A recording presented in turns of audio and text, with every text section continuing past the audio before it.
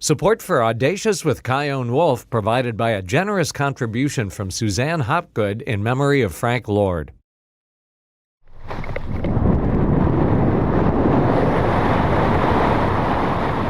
From the skies way above Connecticut Public Radio in Hartford, this is Audacious. I'm Chion Wolf, and I am currently wearing a wingsuit with a parachute on my back, looking like a giant flying squirrel. I'm soaring through the air at over 100 miles per hour. My heart is racing, but I'm regulating my breath and aiming my body into the most beautiful, wide, open spaces. The earth is rushing past me below, and I am keenly aware of both my exhilaration and my mortality. So I think it's time I pull the parachute. That was freaking awesome. Today we're talking with two people who dance with danger. The fastest flying woman in the world, Ellen Brennan Frat, and Liv Arnesen, who trekked across 745 miles of ice in one of the harshest environments on Earth in a successful effort to become the first woman ever to ski solo to the South Pole.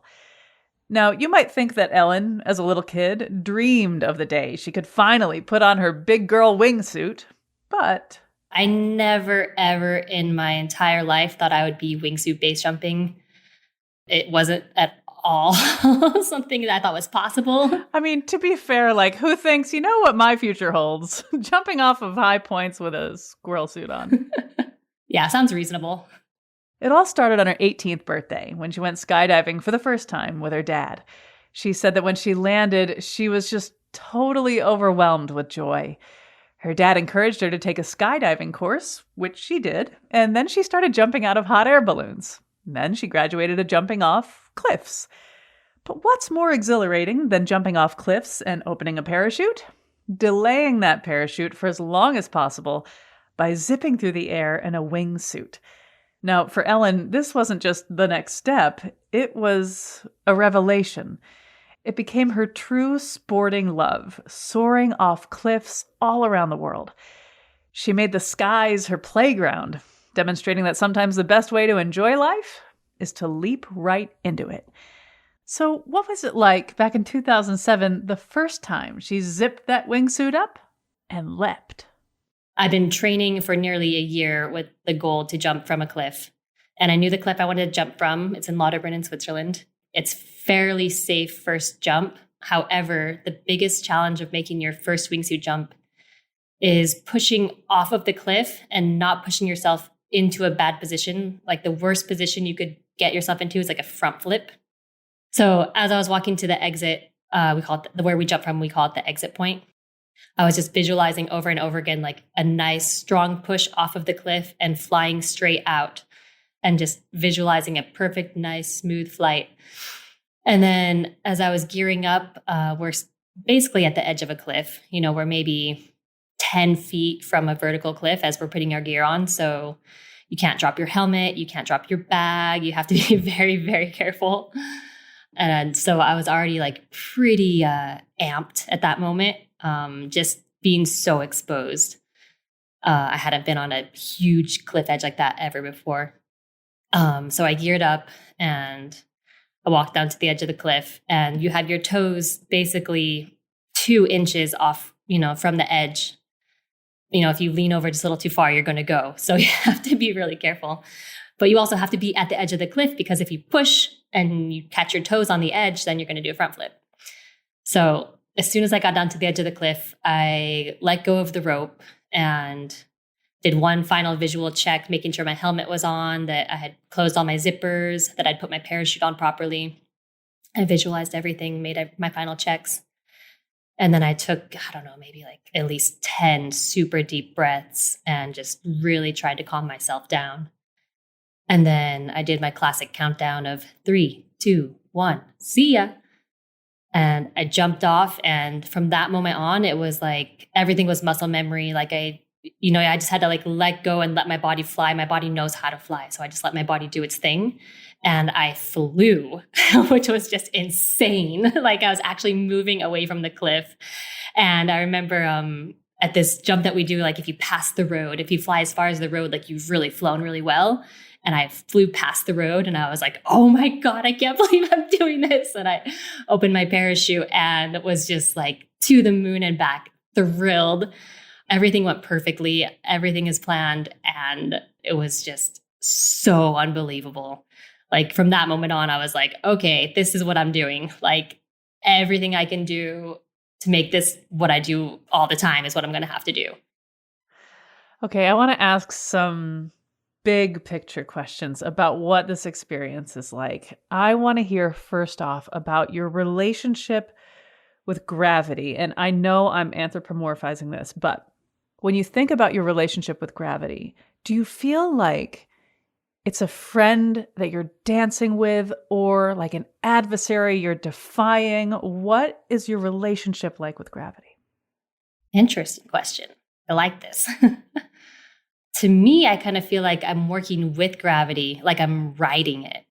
Like I don't feel like I'm fighting it, because if we didn't have gravity, I wouldn't be able to fly the way I fly. I wouldn't have the speed that I have, and I wouldn't have as much fun. So that's right. Wingsuit jumping in outer space would probably have a different feel. Yeah, I'd be floating basically. No, I really like, for me, the thing I really love about the wingsuiting is the speed. Like you just have this like massive speed, so much power, like you feel unstoppable.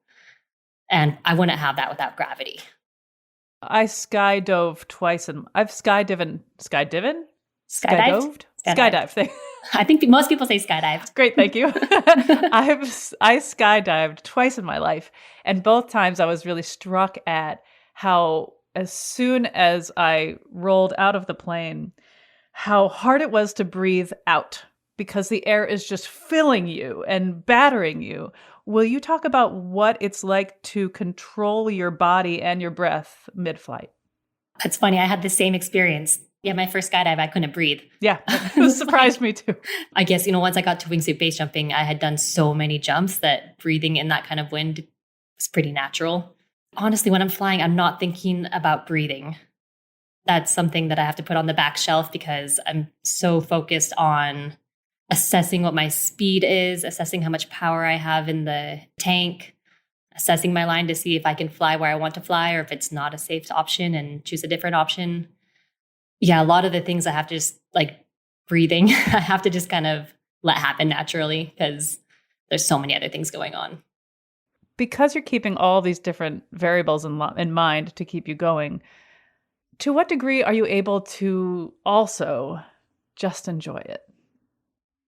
If I'm doing a new jump or a jump that's fairly intense or engaging, I am totally focused on mostly the logistics of the flight while I'm flying. Okay, I've exited my jump. I feel like I have good altitude compared to what I'm used to having. I feel like I have good speed. The air feels smooth. Okay, now I can start diving into my turn that I'd like to make so I can get closer to the ground. Okay, do I feel any thermals? No thermals. Okay, I can continue flying. Okay, now there's a tree gate coming up. Let's dive down. Let's spin into the tree gate. And then I'm going to come out and turn around. I'm going to get some more altitude before I go down to the next thing I'd like to dive onto. Like all these things I'm assessing. I'm continually assessing the air conditions, my speed, just how I'm feeling. If I feel like I'm not reacting quickly, mentally, for some reason, I'm not feeling sharp, I definitely don't do these kind of flights. And I can tell kind of during the flight where I'm at. So in those kind of jumps where I'm pushing my limits, I feel the joy, like an explosion of joy at the landing once everything is like completely wrapped up. That's just like the biggest chemical dump of feeling good chemicals you could ever have. I wish I could explain the feeling to people who have never done it, but it's something that I don't think any drug could give you this feeling. I don't think, maybe the feeling you have after you've just delivered your brand new baby, like maybe something similar to that, but with way more energy because you're not exhausted after giving birth. The feeling is just insane when you land. However, there's other jumps I can do where I'm less engaged, less pushing my limits. And on those flights, like a scenic flight, I like to call it, on those, I'm enjoying it nearly from the minute I leave. And just, oh man, I had one of those like 2 weeks ago. It was just so beautiful. I I had one of the most beautiful flights of my life a few weeks ago. What made it so beautiful? It was just like I had hiked up to this top of this mountain. It was just me and one other girlfriend. Perfect conditions, fall colors. The air was stable. It was just like that beautiful autumn day on top of a mountain next to the Mont Blanc in the background. And I jumped and had really great speed, really good energy, and was flying around. And I remember I made a turn around the corner after hitting a nice tree gate. And the colors of the trees, the way the sun was hitting them right at that angle, I just remember screaming like, oh my God, this is so beautiful. Like in middle flight, just like, I can't believe I'm seeing this right now. This is insane. And like nobody else is getting to see the mountains from that angle the way I saw them. Like it's impossible to get that view. And it was just so beautiful. And then the end of that flight, you fly out right over a waterfall. Like you just come out right off the top of a waterfall, and it's a huge waterfall, like, I don't know, 1,000 feet or something. And you open up right next to this waterfall, and it's just insane. So I enjoyed that flight from the second I left the cliff to the second my feet touched the ground. And I'm still enjoying it. Like I'm still riding that high. Like some of these jumps you get that are perfect, like you feel the energy from it for days or weeks. It's so cleansing. I want to talk about vulnerability and the role that it plays in this whole experience. Obviously, I say obviously, but it may not be. But when you land, there's an exhilaration that comes over you that you said lasts days, sometimes weeks. And I imagine that part of that thrill, part of it, is because you are a bag of meat and bones with a brain in it and some electrical pulses, and you just jumped off a cliff and flew and landed in one piece, and you didn't hurt yourself. And so I'm curious about how you view your own sense of vulnerability, and if this practice of wingsuit jumping has shaped your perception of mortality at all. Just a few softball questions. Yeah, easy. When I'm flying, I feel like I'm unstoppable. Like I feel like I am the king of the world. Nothing can stop me. I've got this. I'm in charge. I'm powerful. Anything is possible. Like I am the strongest, most capable person in the world while I'm flying. But the reality of base jumping is that it is very dangerous. And I have had countless friends die. Couldn't even count how many people I know have died doing this sport. So it's very real to me, the idea that I could die, which is something I've assessed and dealt with since I started this sport. But since becoming a mom, this is something I really take into account before I make a jump, because I don't want to die. That's the last thing I want to do. But there's a reality there that even if you do everything right, you pack your parachute perfectly, you jump in the perfect conditions at the safest cliff, you fly down, when you open your parachute, you could have that super unlucky chance that you have a horrible malfunction and you can't fix it and you crash and you die. This is like my biggest nightmare. And probably the most realistic way I could die if I do die during this sport, because I do everything I can to make sure that I don't. You know, I pack my parachute meticulously, and I only jump in perfect conditions, and I only jump at cliffs that I know that are safe, that I feel comfortable at. These are all the things I do now since becoming a mom. I don't take any extra risks anymore. But I feel like I have a very unique perspective in the world when it comes to death and dying. I've seen it in base jumping. I've seen it where I work as a nurse in the ICU. I have been surrounded by it for a very long time. I've come to accept that death is a reality. And if somebody close to me dies, I'm going to be sad, but I'm also probably going to accept it a lot quicker than most other people would, because I've gotten so used to this. Thank you for that. I'm so sorry for all the losses that you've experienced, but I appreciate you telling me about that. When you think about women in this sport, I want to ask, why do you think there aren't as many women? But an answer I'm more interested in this realm is, What do you think would have to be different about this sport so that more women participate? I think the desire to wingsuit base jump is like something that's in your bones. It's not for everybody. And you know if you're into it and you know if you're not into it. And there's no need to try to convince somebody that just because you're a girl doesn't mean you can't do it. Like, this is a sport that I don't encourage anybody to do. But I think skills-wise, women are just as capable physically to do that as a man is. And also mentally, women might be better at it because we're better at multitasking and managing lots of data coming at us from many different directions. Especially as a mom. Yeah. I mean, the mental load that women carry on a daily basis is insane. And since becoming a mom, it's just exploded. And I just have so much more respect for all the women in this world right now since becoming a mom, because it's so much harder than I thought it was going to be.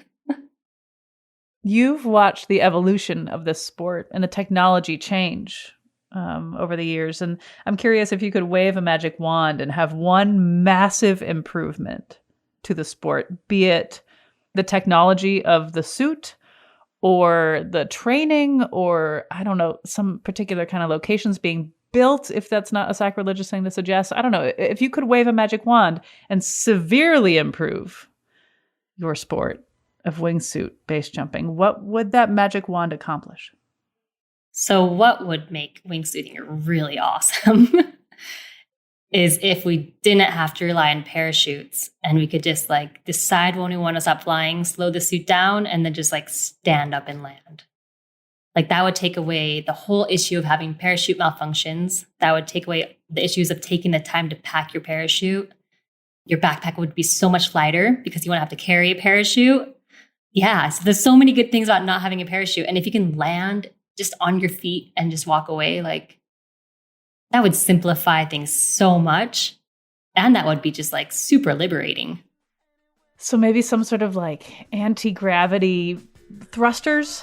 Jetpack. No, it'd be heavy, too heavy to carry. A lightweight jetpack? Yes, a lightweight jetpack thrusters for landing. Yes, that'll do it. That was wingsuit base jumper Ellen Brennan Frat. When we get back, Ellen shares what happened when she tried to quit jumping. Almost instant depression. Like, I was just not feeling loving, not wanting to give cuddles, like just sad. Then we take the wingsuit off and head down to the bottom of the world to meet the first woman to ski solo to the South Pole. When I was on my way, I was just thinking, oh, I'm in the middle of my childhood dream. I'm Kyone Wolf. This is Audacious. Stay with me.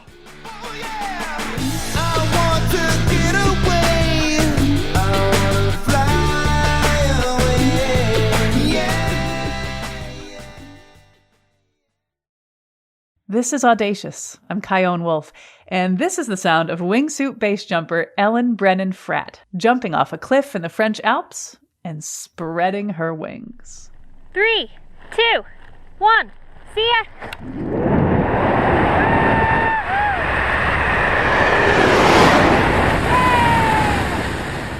Now, some may call wingsuit base jumping risky, reckless, borderline madness, but Ellen Brennan Frat considers it riding a high that can last for days, even weeks.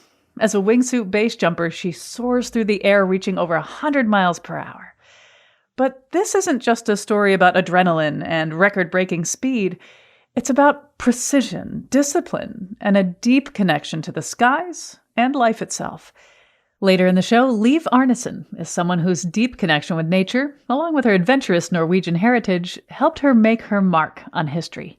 You'll meet Liv coming up. But first, let's get back to my conversation with Ellen. When you are standing at the edge, the exit, as you call it, and it's time, and you said you say 3, 2, 1... See ya. See ya. I'd like to hear your perspective on the moment right before you jump. Is there ever that hesitation that comes up or that fear that comes up? And if so, where do you feel it and how do you override it? Okay, so I think here it's very important to talk about the difference between being scared and being terrified. Because if you're scared, you can work with that. You can use that to help your acuity, to make you more alert and to react quicker. But if you're terrified, that's when you are just completely frozen and blocked and you can't manage anything in that state. So if I get to an exit point and I realize something's not quite right, there's like a little tingly feeling or like a spidey feeling. Usually it's in my throat and my chest. It's a little bit tight. I assess why. Like, why am I feeling this way? Because usually it's not obvious, but it's super important to recognize it. Am I feeling this way because the weather's not quite right and it's making me a bit nervous? Am I feeling this way because I'm with somebody in the group who happens to always be on a load where somebody dies? Am I feeling this way because I had a hard talk with somebody I loved the night before and I'm still trying to digest this? Or am I feeling this way because I'm legit terrified of the jump? Like, this is super engaged and it's very challenging and I'm not sure I have the skill set to do it. Or I'm standing on an icy edge and if I have to do anything and I slip, I die. Like, this is super terrifying. All these things happen. All these things can happen. But if I realize that I'm scared and it's something that I can manage, I need to dive into my head and calm myself down. I acknowledge, okay, yes, had a fight last night, or yes, there's somebody in the group who kind of gives me the heebie-jeebies, but I can manage this. So I always take some deep breaths. I remove myself for a minute. I just completely calm down. I don't commit to jumping at that stage. I'm like, okay, I'm on top of a mountain. I'm going to just chill. I'm going to take some breaths. I'm going to visualize all the beautiful things going on right now. I'm going to visualize my flight going perfectly well. I'm going to envision that cafe at the bottom of my jump where we're all going to sit down and have a nice drink together. I just do everything to kind of put myself back into a good mood. And if at that point, after I've visualized everything, if I realize the knot in my chest and my throat is better, then I will jump. But if I've gone through that and I realize, I'm still really reeling from that fight I had last night, or I just can't get over the fact that this guy I'm with has some bad luck, I'll hike down. No problem. There's really no reason to put myself in a dangerous situation if I'm not 100% ready. You probably wouldn't enjoy the jump as much anyway. You don't, because I've done it. I've jumped when I don't feel good and I don't fly well. I don't have that huge explosion of great chemical release at the bottom. It's just not worth it. Like, if I died on a jump like that and that was the excitement I got out of it, like, what a disappointment. When you go to like a dinner party and maybe people don't know who you are yet, and this comes up in conversation, how do people typically react? So either people react saying, oh my God, I can't believe you do that. You're insane. Or people react, oh my God, I can't believe you do that. That's so cool. I would love to do that. It's like one or the other. Either they're horrified or completely intrigued. So when they say, oh my God, I would love to learn how to do that, where would they start? So first doing like a tandem skydive. And then if they like that, doing the skydiving course. You normally have to do 200 to 300 skydives before you can go to the base jump course. And then from there, it totally depends on the person how many base jumps they do before they put a wingsuit on. But it's recommended around at least 100 jumps before you have your wingsuit on. Does this feel like an addiction? Yeah, I think it's an addiction. I hate that word. It's got so many negative connotations to it, but I've tried to quit base jumping. Why? So when we had our first kid, it was also COVID, and we were like, okay, if something happens, our family can't fly out to France to help us. We're really not in a good position right now to deal with anything like this. Like, we should stop jumping. And we had discussed already stopping jumping when having kids. So it had been a topic for a while. And we're like, okay, now it's COVID and we have kids. Maybe this is the time. Let's try it. So I was like, okay, yes, I'll stop jumping. And literally like almost instant depression. Like I was just mopey, not feeling loving, not wanting to give cuddles, like just sad. Because I felt like I was like giving up a huge part of myself that I loved, that, like something that made me vibrate. And now that was gone. That lasted for about 2 weeks. And finally my husband was like, I can't stand this anymore. Like, you need to jump. Like, I feel like I've put a bird in a cage. Yeah. So, and as soon as I didn't even jump straight away, but just knowing that I could just made me feel so much better. Also, like if I don't jump for a while, I do become quite irritable and sad. And as soon as I jump, I'm just like this happy, relaxed, energized, loving, anything is possible person. I'm glowing after I jump. I'm like the best person I could be. And I would feel so sad if I couldn't share that version of myself with my kids. Assuming you live a very long life, what are your goals here? What would you like to do with this that you haven't already? I mean, honestly, right now, if I could keep jumping in my life for as long as I'm healthy, I would be thrilled. I don't need to be doing it every day, but if I can have it be my weekend activity until I'm like 60, 70, that would be awesome.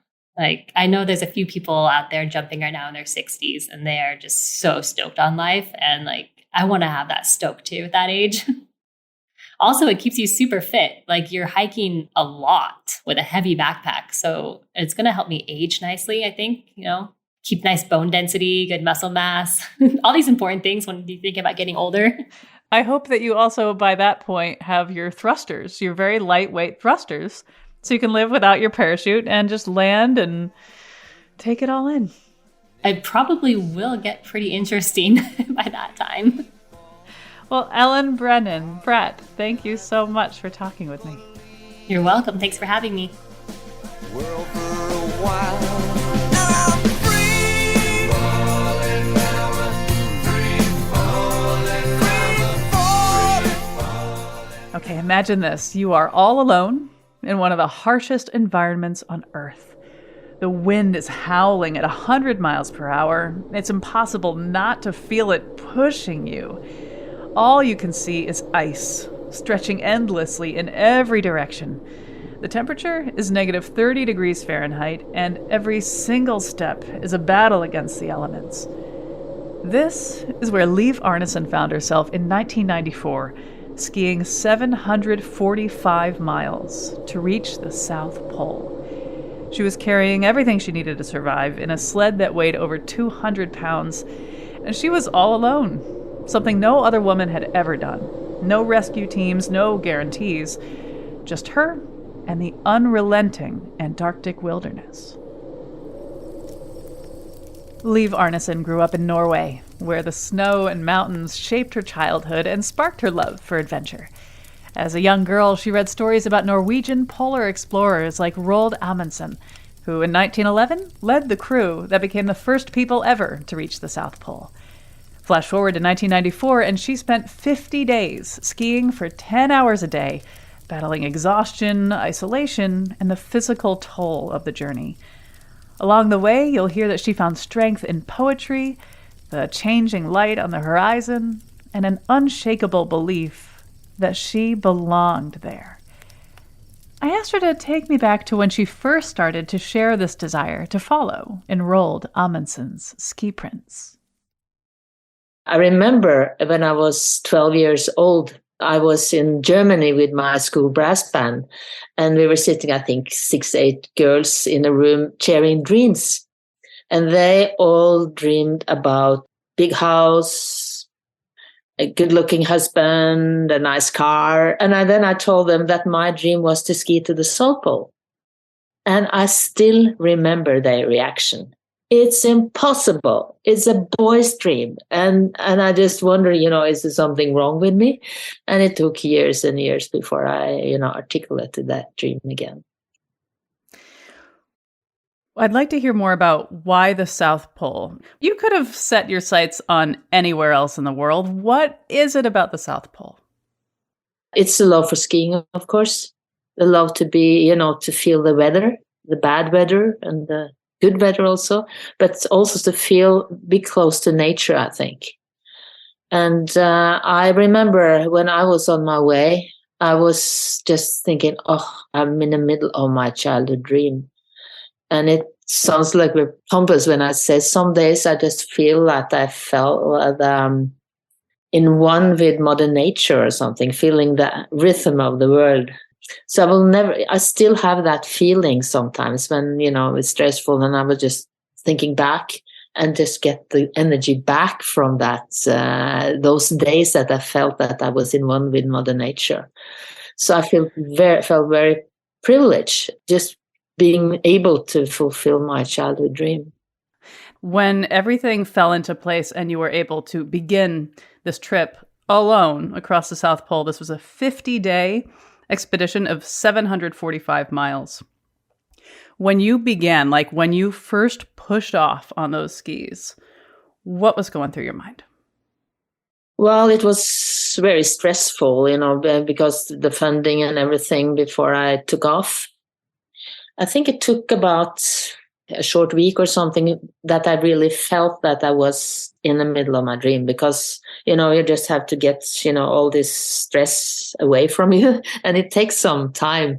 I guess when people go on a holiday, there's still, for some days until they can really relax. And I think that was the same with me. And I think, I don't remember which day it was, but I think it was day 6th or 7th that I wrote in my log that, oh, I'm finally in my dream, So then I felt relaxed and felt that, everything worked, everything with the tent and skis and the stove and everything. So of course it takes some time to, to adjust to a new situation. Were there any moments where you felt lonely? Yes, when I was halfway, and then I planned to celebrate, and I had a little tiny bottle of Drambuie, and I took that time we had film canisters, So I just took the film canister with Drambuie, and of course the alcohol went right to my head. And then usually I drink when I'm with friends or family or whatever, and then I felt, this was not really good.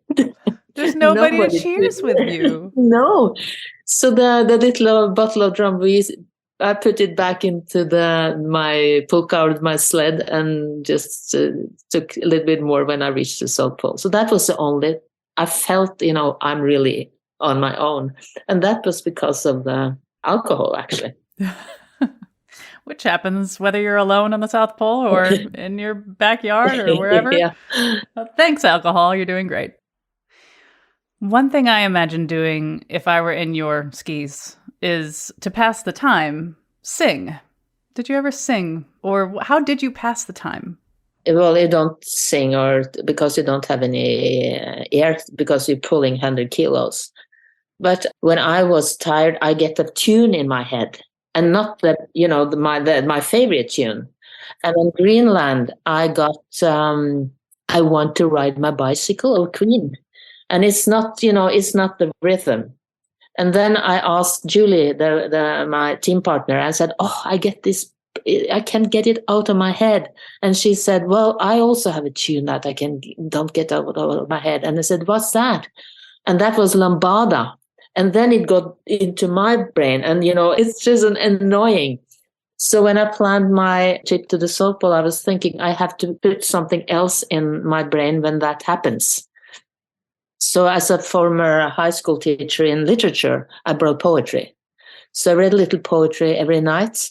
And when a thought or something started to get around in the end of the day, because I skied 10 hours a day, so I forced myself to think about what I read the night before, and that worked very well.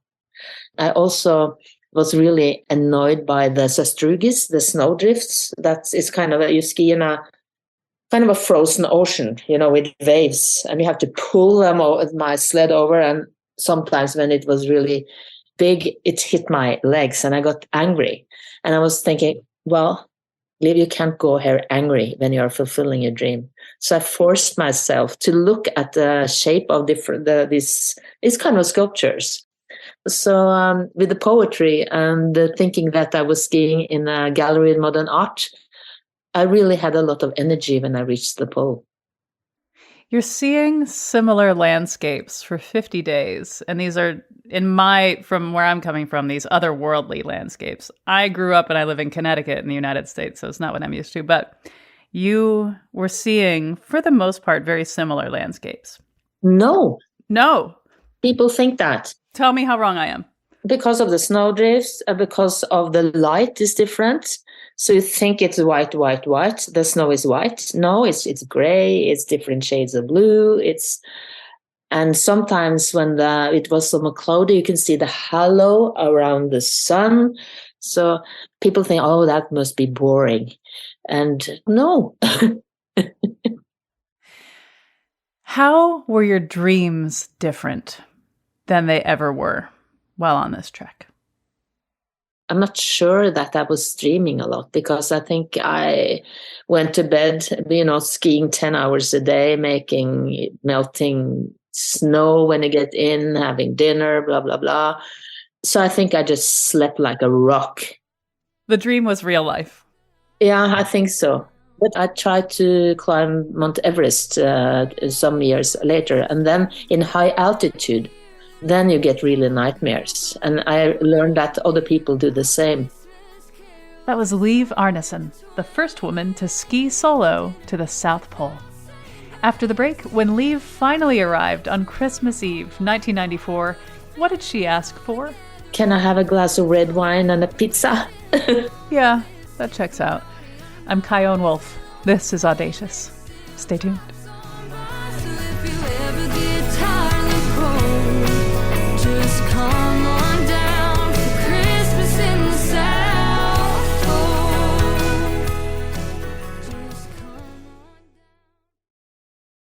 This is Audacious. I'm Kyone Wolf. Alone in one of the harshest environments on Earth, Liv Arnesen made history. In 1994, she became the first woman ever to ski solo to the South Pole. And she didn't stop there. In 2000, she and American explorer Anne Bancroft skied and sailed across Antarctica for 94 days and 1,717 miles, inspiring a global audience. And today, in her 70s, she's devoted herself to education and initiatives to slow climate change. Back to our conversation. So let's get to the end of this voyage across the South Pole. When you saw the end coming, what was going through your mind? I was actually crying. I think I was 8 years old when I read the book about Roald Amundsen and then really got hooked to that idea. And then I think I was 42 when I reached the pole. And I was thinking, I'm never going to do this again. This is the most fantastic expedition I ever will have. And I'll just stay in my heart forever. But that didn't happen, of course. But I was really touched. And I was also thinking, what now? Because, having this dream and just reading But I think I was surprised that I had so much joy, or, that I had so much energy when I reached the South Pole. And when I come home, because my family thought I would be exhausted, and I had so much energy, I didn't know what to do. When you got to the end and you felt emotional and that's it, it's over, you're done, you did it. Who was there? How did you get home? The thing that was a man standing by the ceremonial pole, and he said, "Welcome to the South Pole." And I think I'd seen him before, he said. "White Pine Ski School in Park City, US. You taught me cross-country skiing." And I'm the first man I meet at the South Pole. I have taught him cross-country skiing. I was a ski instructor in Utah in 1979. How is that possible? I'm still got, it's goosebumps. Yeah, goosebumps. And then I was invited in to the galley, and that was Christmas Eve. They had this lunch with fruits and cakes and everything. And then they asked me, what do you want? What can we do? What can we do for you? And I said, well, can I have a glass of red wine and a pizza? The most well-deserved, earned red wine and pizza of all time. What did you have on the pizza? Do you remember? I asked if I can put a lot of cheese on it and mushrooms and a little bit different, so that I could just choose what I wanted, and it was fantastic. And then I flew back, because my plan was to sail back with kites to sail back to the starting point, but the insurance company wouldn't cover that, so I had to fly back to Norway. As if traveling to the South Pole solo for 50 days and 745 miles wasn't enough, you, in February of 2001, joined American polar explorer Anne Bancroft and became the first women in history to sail and ski across Antarctica's land mass. It took 94 days, 1,717 miles. Will you talk about how you first met Anne Bancroft and the story behind that? She had an expedition some years earlier, and the plan was to do the crossing with an American women's team, but they had some injuries and stuff, so they had to stop at the South Pole. And then she learned about my solo trip, and she also was thinking, next time I'm going to only to have one other person.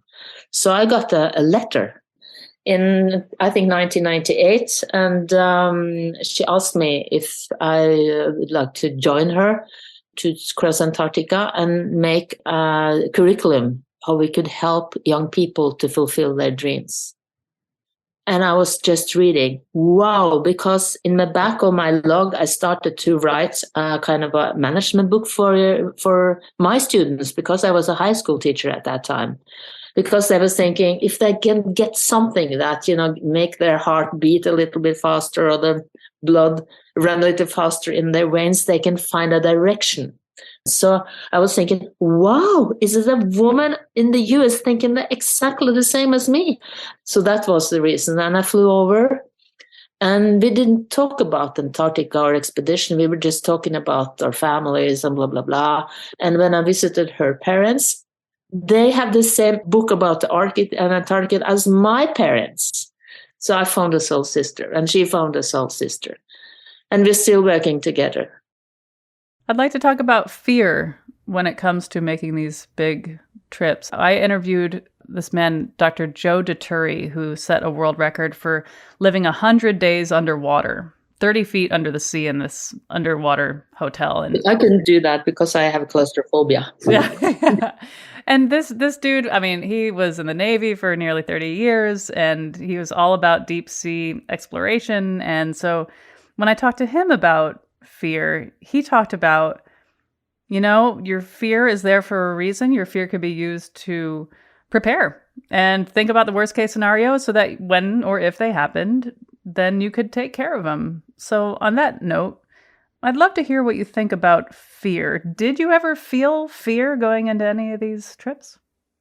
I think it's healthy to have a little fear in yourself, because then you are more concentrated and think about options. And like he's saying, when I started skiing solo, I was always thinking about worst case scenarios.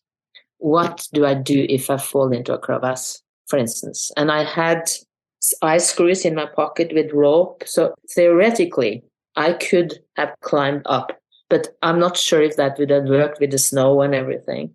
And I had a little backpack that I had my emergency beacon so I could reach it. So I was thinking, what if the worst happened? So I think I agree with him, worst case scenarios when you're going in a new meeting or whatever, have a new job or whatever. You got a Zoom interview with some lady. So, but I think it's healthy to have a little fear when you're going on a new project or whatever. Because death was a possibility for some of the things that you did, I wonder if you did realize that you were going to die on the way to the South Pole, like something happened. I never thought I was going to die.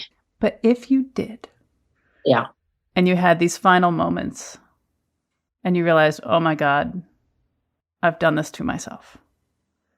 What do you think you would have felt? I was thinking about my family, of course, and in one another way, thankful for the life I had. I think it would be very sad because I married a widower and he had 3 girls, young girls. So I was thinking I also die, it would be terrible. But I was never thinking about that. I felt I was really careful when I felt that I was something, the crevasses, because there in Antarctica they are covered with snow. But sometimes when the sun has, you could see the dark down there. So I just I skied long ways to find another way. So I felt that I am pretty safe. I think I'm curious about it because I think about so many explorers or people who do extreme sports, things like that sometimes I hear them say things like, you know what? If it kills me, at least I died doing what I loved. You don't think you'd feel that way? No, because I was not thinking about dying at all. I'm so experienced. I've been on glaciers in Spitsbergen for many, many years. So if I fell in a crevasse, it'd be stupid. Right. And you're not stupid. No.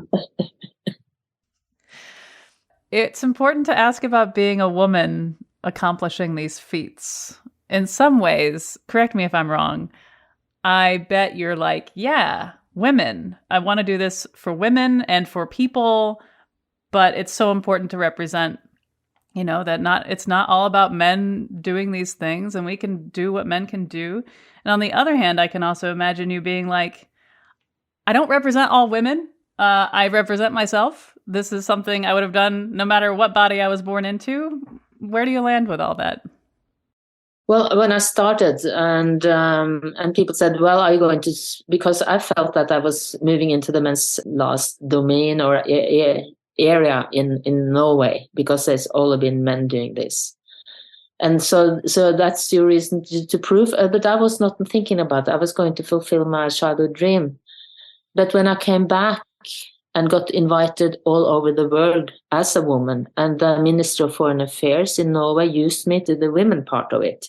And then I realized that I could be a role model for young women, that they can move into the men's arena. So I take that seriously, actually, that I can do that for especially, we are so privileged in Norway.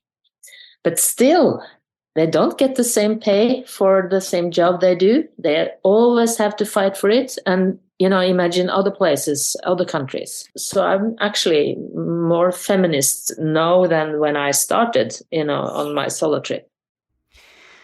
When you die a long time from now, or whenever, your obituary will be full and you're not done. I wonder how you would like to be remembered.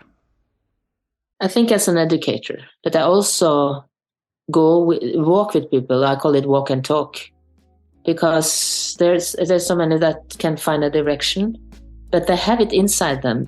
My job is to ask questions so they can figure it out. So that's also kind of an educator, I think, just to ask the right questions, or the questions that can help people find their own way. Well, Liv Arnesen, thank you so very much for talking with me. Thank you for having me.